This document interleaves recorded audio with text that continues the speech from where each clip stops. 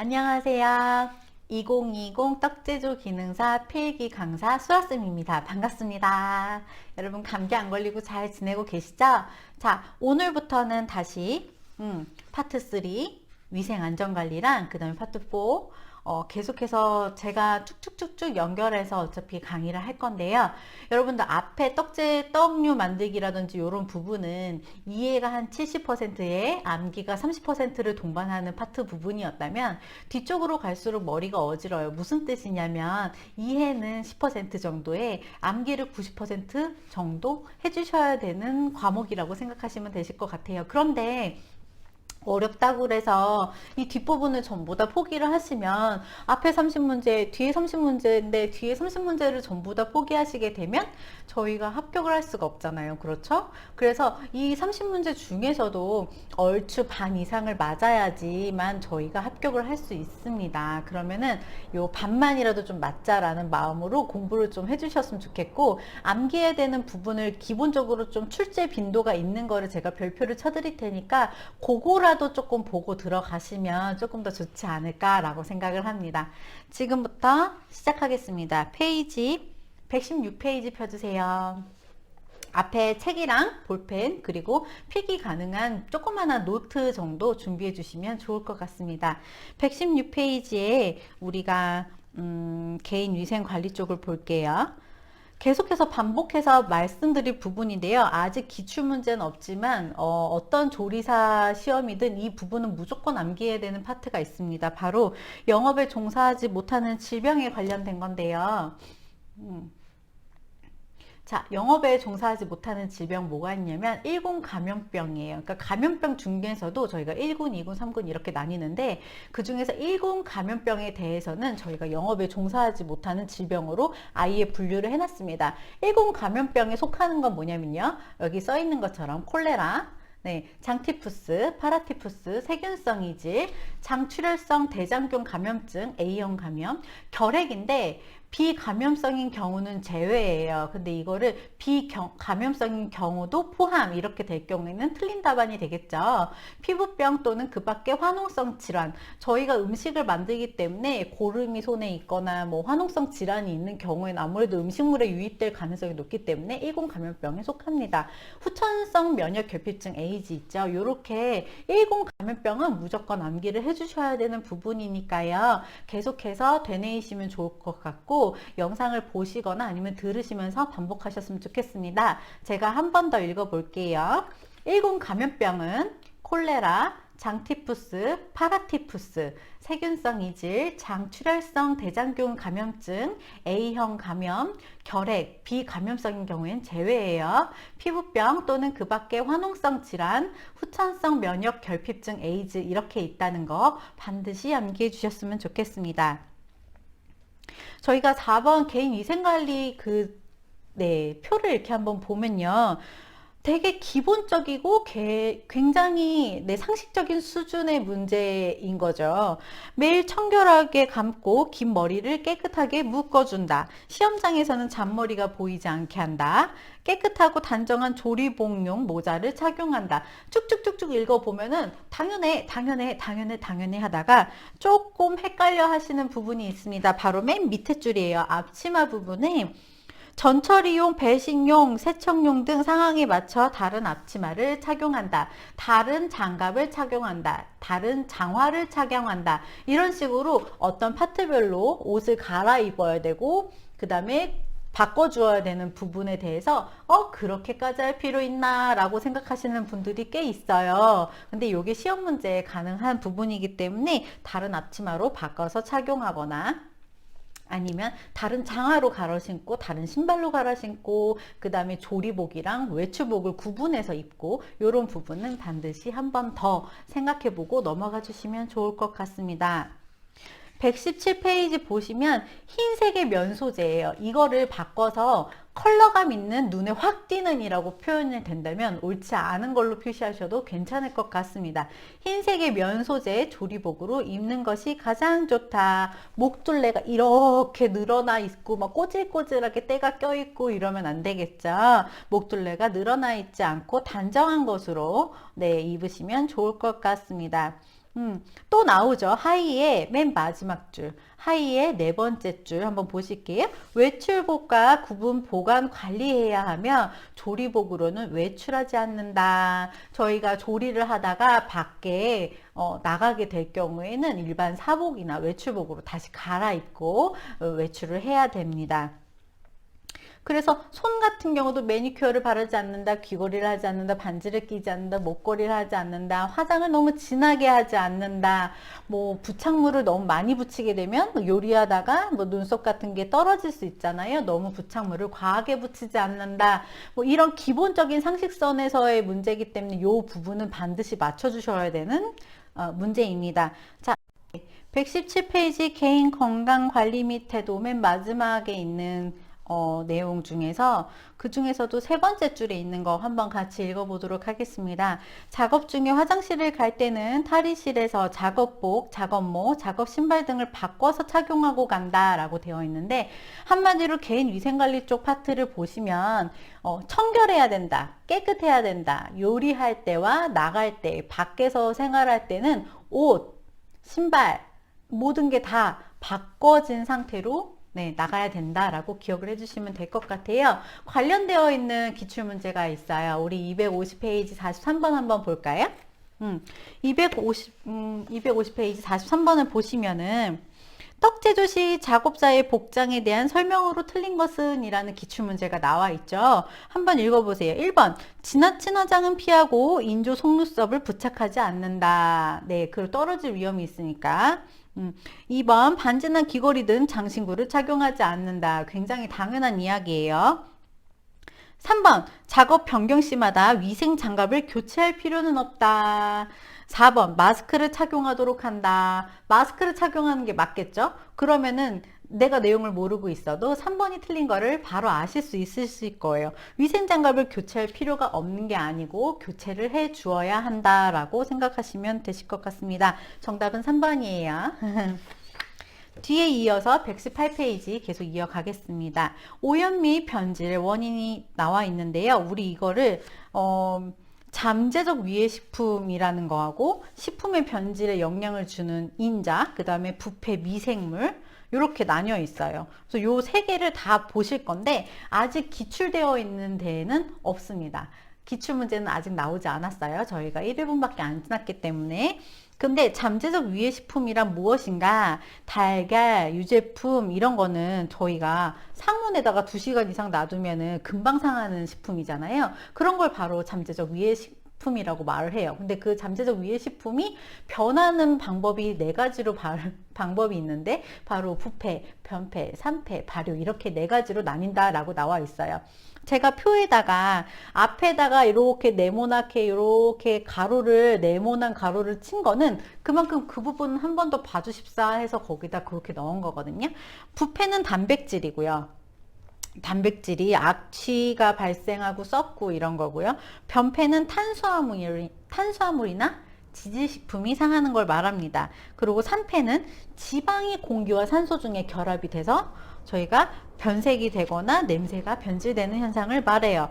발효 같은 경우에는 저희가 된장, 고추장, 간장 만든 것처럼 식품의 성질이 변화시키고 분해시키는 현상으로 미생물이나 효소가 그 역할을 합니다. 그래서 부패는 단백질,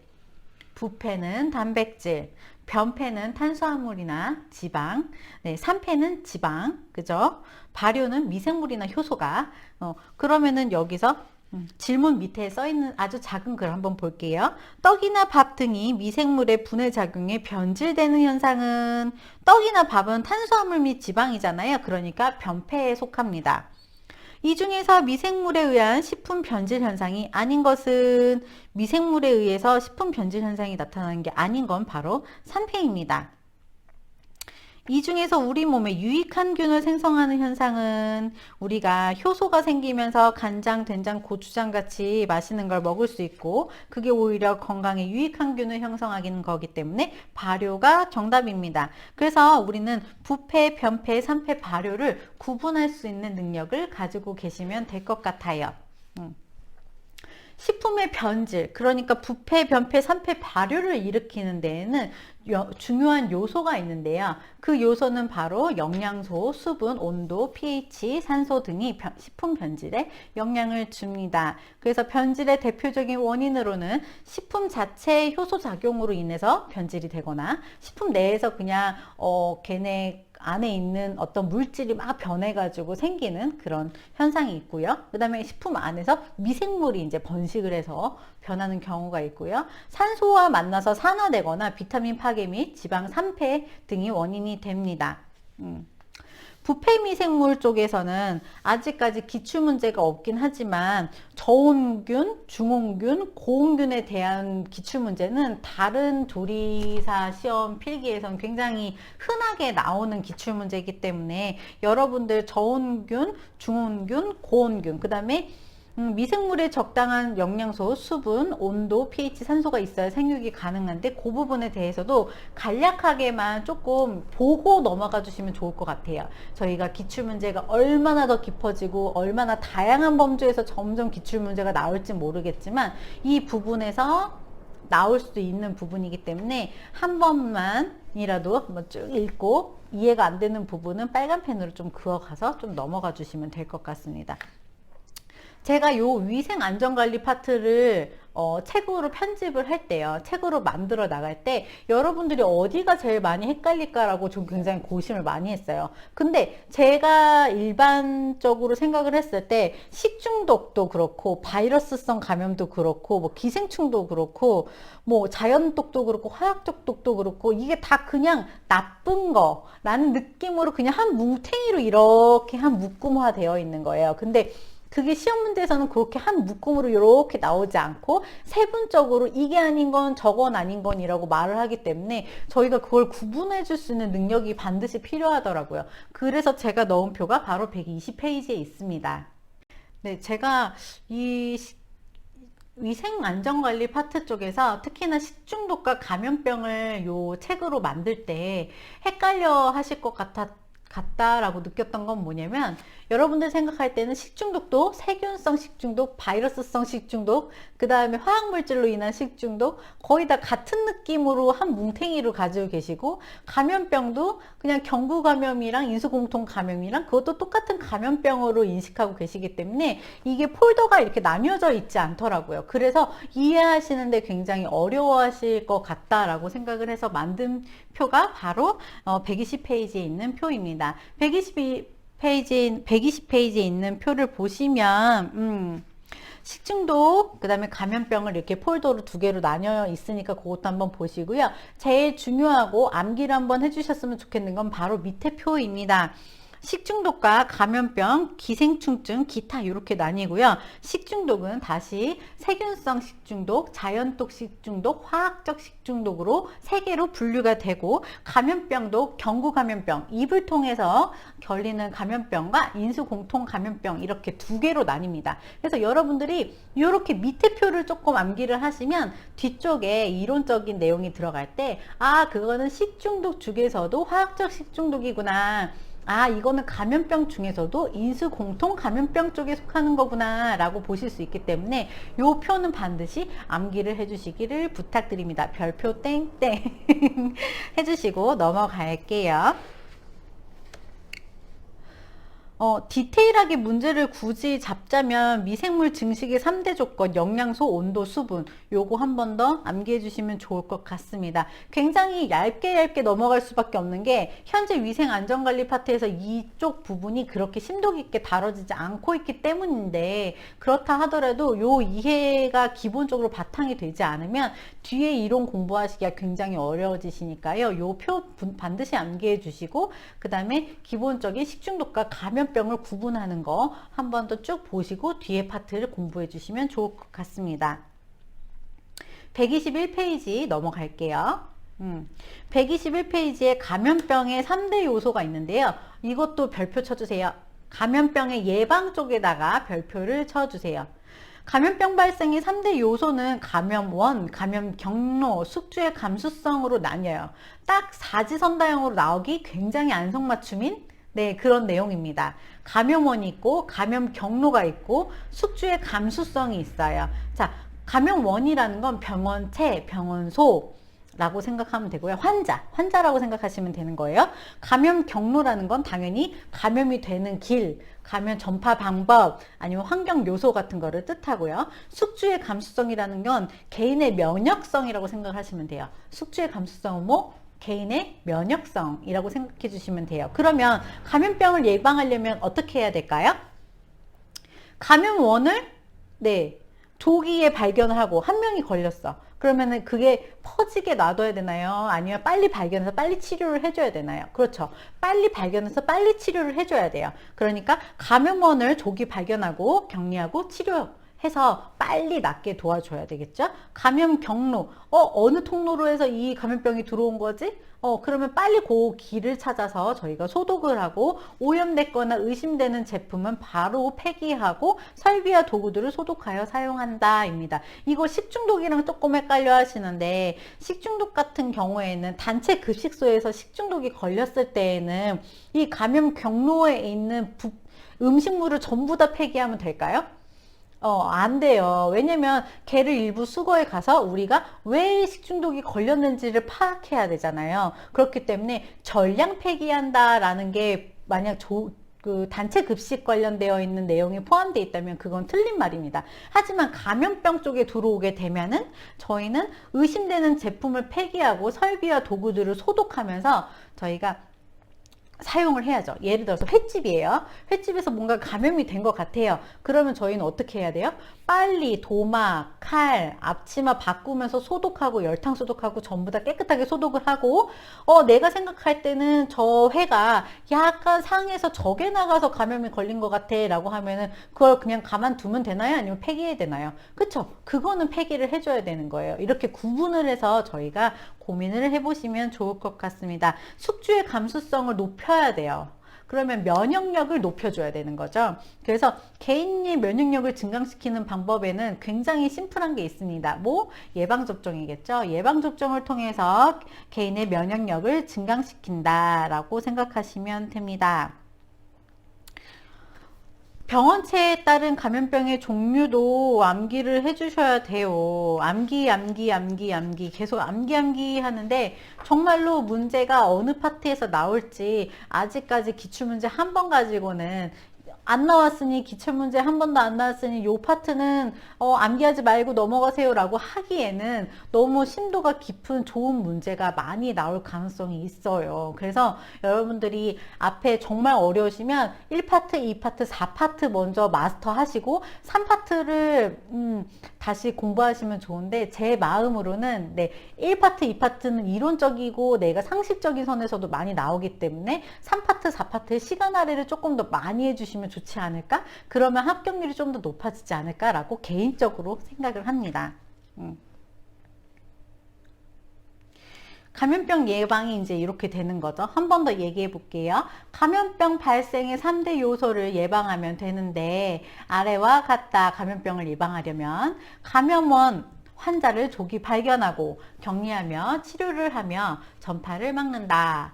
감염 경로를 점검 제거하고 오염되었거나 의심되는 제품을 폐기하고 설비와 도구들을 소독하여 사용한다. 세 번째, 숙주의 감수성. 개인의 질병에 맞는 예방접종을 맞아야 하며 개인의 면역력을 증강시켜야 한다.